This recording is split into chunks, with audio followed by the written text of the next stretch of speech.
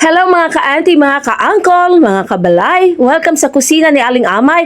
This time meron tayo ditong ampalaya na naibabad ko na sa tubig na may asin. For today's video, magluluto tayo ng ginisang ampalaya. At eto na ang iba pang mga ingredients. Meron tayo ditong hiniwang kamatis, sibuyas, at bawang. Ayan, isa sa mga sangkap nakasama ng ating ampalaya para mas maging masarap. Kumakain ka ba nito? Hindi ako mapait magluto ng ampalaya. Ayan. Sabi ng tatay ko, dapat lagi ka daw nakangiti. Anyway, meron tayo ditong beaten egg. Isa lang tong ginamit ko kasi konti lang yung ampalaya. Kung madami yung ampalaya ninyo, double nyo na lang yung measurement. At meron ako ditong dried shrimp or hebe sa Pilipinas. Nahugasan ko na at na-soak ko na sa tubig. Huwag nyo itatapon yung tubig na pinagbabaran yan ha. Isasabaw natin yan mamaya sa ating ginisa. At meron naman ako ditong leftover na crispy pork or liempo, lechong kawali. Ayan. Meron tayong leftover. Ito na yung ating isasahog para hindi na masayang yung ating leftover food. Ayan, para lalong mas masarap ang ating ginisang ampalaya. Ayan, again, ito ang ating mga ingredients. Ayan na siya. So, ready na lahat para sa ating pagluluto at umpisahan na natin ito mga ka-auntie, mga ka-uncle, sa aking mga kabalay. Tara na sa ating kusina at umpisahan na natin ang pagluluto. At magpainit na tayo ng kawali nang maumpisahan na ang ating paggigisa. Ayan, binuksan ko na ang kalan at eto na ang ating kawali. Lagyan natin ng konting cooking oil, olive oil, corn oil, palm oil, kahit anong klaseng oil. Up to you kung ano ang inyong gamit na oil sa pagluluto. Eto, unahin natin itong itlog. Yung old ways nating pagluluto ng itlog sa ampalaya ay at the end natin nilalagay. This time, ang ginawa ni Aling Amay ay yung scrambled egg muna ay pinirito ko muna. Ayan, at tapos iset aside lang natin. Sa side ng kawali, igisa na natin yung ating mga ingredients. Inuna ko this time ang ating garlic. Ayan. Huwag natin siyang pa-brownin ng masyado kasi baka pumait. So, once na maamoy yung aroma, enough na yon. Sunod natin yung ating onion. Ayan. Gisa lang natin.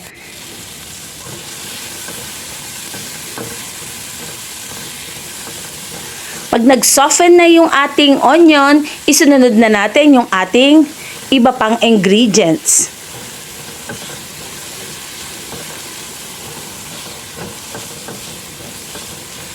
Yan, konting mekos-mekos lang at isunod na natin yung ating tomato. Ayan, palambutin din natin bahagya yung ating tomato.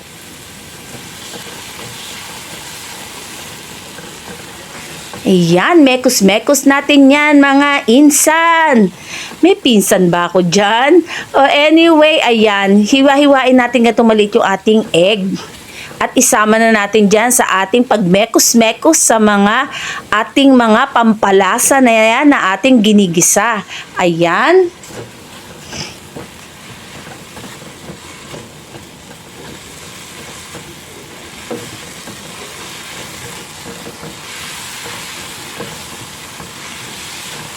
Sige lang, haluin lang natin nang mag-combine yung mga lasa ng ating mga ingredients na ito. At pagkatapos, ayan, lagay na natin yung ating dried shrimp. Huwag muna nating isama yung pinagbabaran niyang tubig mamaya na. Ayan muna yung ating dried shrimp ang ating isama sa ating ginigisa.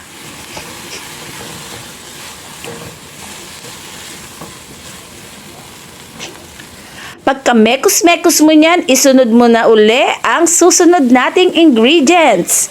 Ang ating leftover na liempo, lechong kawali, crispy pork, kung ano man ang inyong tawag, ayan. Kung ano man yung inyong leftover dyan na meat na pwedeng isahog, ilagay niya natin yan, mga ka-auntie, mga ka-uncle, mga kabalay. Ayan, sige lang. At isunod na natin ang ating ampalaya o bitter melon or bitter gourd, ang tawag ng iba. Ayan. At konting halo lang. Ano ba gusto mo sa ampalaya? Yung sobrang lambot or yung crunchy ng konti? Mas maganda yung medyo crunchy ng konti para mas masarap. O, nasan ka ba ngayon ng pinapanood mo ang video na ito? Comment ka na dyan sa ating comment section para alam ni Aling Amay kung saan nakakarating ang aking simple na mga video. Ayan, binuhos ko na yung pinagbabara natin ng dried shrimp. Ayan. O, konting kulo lang ito at timplahan na natin. Nagdagdag lang ako ng half cup of water para dagdag sarsa sa ating ginisa. Ayan, hintayin lang natin kumulo para mag-combine yung mga lasa nito. At kung kulang yung lasa pa, ay kayo na ang magdagdag kung gaano ang amount ng seasoning na gusto nyo. Naglagay lang ako ng salt at naglagay ako ng black ground pepper. Ayan, para sa additional umami taste ng ating ginisang ampalaya. O nasa inyo na yan guys kung ano ang inyong idadagdag pa. Pwedeng patis o nasa inyo yan. Ayan. At tikman ninyo para alam nyo kung tama na ang lasa. At pagkatapos ng ilang minutong pagkulo, konting halo lang at sa tingin ko ay enough na itong ating ginisa na to. Mas masarap yung may konti siyang sauce na ganyan para meron namang masarap na sarsa yung ating ginisa. Ayan, ready na ang ating ampalaya at I hope nagustuhan nyo itong ating video na ito. Kung hanggang sa dulo na ito, nakarating ka sa panunod sa aking video, comment ka na dyan dahil alam ko nagustuhan mo ang ating video for today.